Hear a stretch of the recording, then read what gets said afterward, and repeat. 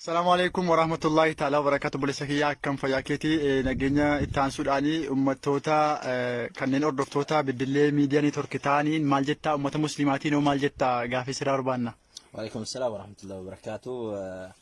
أمة مسلمة مران بقيان وقاقي سننجراني أردفتوتا بدلة ميدياني تركينيس كسما بقيان وقاقي سن baga waggaran singahe ka waggar futinis nagamu jecha media kanas immoo Facebook isa like gochuun share gochuun follow gochuudhaan YouTube isa subscribe gootanii like gochuudhaan akka nucina dhaabbatanii isiniin jedha. Obboleessa kiyya guddaa galatoomii ummata gartee jiru sagaleen kee dhagaanu keessatti immoo dhaamsa obbolummaatiif jaalalummaa wanti ati dhaamtuuf ooli jira. Waa'ee miidiyaa kanarratti xiqqoo wanni naamu barbaadu miidiyaan kun kan yeroo dhiyeenya keessatti hundaa'edha. Miidiyaa seenaa fi akkasuma seenaa dhokatee jiru waan dhokachuuf jirus kan ifa baasu jennee abdii qabna. Kanarratti miidiyaa kana wajjin akka dhaabbattanii miidiyaa kana wajjin akka guddistan isiniin jechuu barbaada.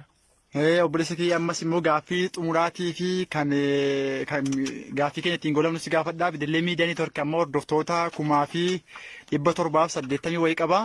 Garuu immoo sa'aatiin isaaf kenname muraasa baatii 3 qofadha. Kana gidduutti uummata sagaleen kee dhagaan kanaan akkamitti akka isaan itti daawwatan dhaamsa maalii dabarsitaafati? Okay, majamara director asas ta'e editor as ta'e warreen gaazexeessaas akka sagalee qulqulleessanii kaameraa isaanii itti bareechanii akka namni jaallatee peejii kanas. Alhamdulillah nuti muslima rabbiin nu kennee bareedaman. Alhamdulillah nuti muslima rabbiin nu kennee bareedaman.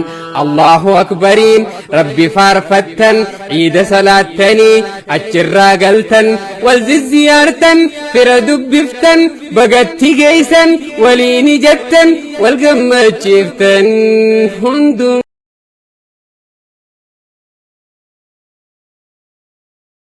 السلام عليكم ورحمة الله تعالى وبركاته. بوليسكية علي في قارك عبد الحكيم. أمة مسلماتين مالجت كنين سيدا وتاجر نوفي كنين سيدا قاجر مران. وعليكم السلام ورحمة الله وبركاته. duraan dursee baddallee miidiyaa neetwork sagantaa kana qopheessanii asirratti naaf fedhuu keessaniif galatoomaa isiniin jedha. Akkasumas ummata Oromoo fi ummata Itoophiyaa hundaan warra akka addunyaattis amantii musliimaa hordofan hundaan guyyaa kabajaa ayyaana Iidul Fixriitiin isaaniin ga'e isiniin jecha. Gamanumaan waa'ee miidiyaa neetwork irratti waa'ee baddallee miidiyaa neetwork kan irratti hordoftoonni miidiyaa kana warreen taatan hundi keessanuu akkasumas dhageeffattoonni miidiyaa kana gamanumaan share like subscribe gochuun akka nu gargaartan isiniin jenna. Yeroo gabaabaa keessatti yookiin immoo yeroo muraasa daqiiqaadhaan odeeffannoo garaagaraa odeeffannoo waayitawaa isin biraa gahuudhaan qophii ta'uu keenya gamanumaan isin beeksifna. Isinillee yaada keessanii fi akkasumas hamilee qabdaniin akka nu bira dhaabbattan isiniin jenna. Ulfaadha galatooma guyyaa gaarii isin haa ta'u. Hedduun galatooma obboleessa kiyya qaalee fi gaarii gaaffii si gaafadhe caalaatti waan na deebiftee fi baay'een si kabajaa baay'een si ulfeeffadhaa nagaan na jala dhobii kiyya.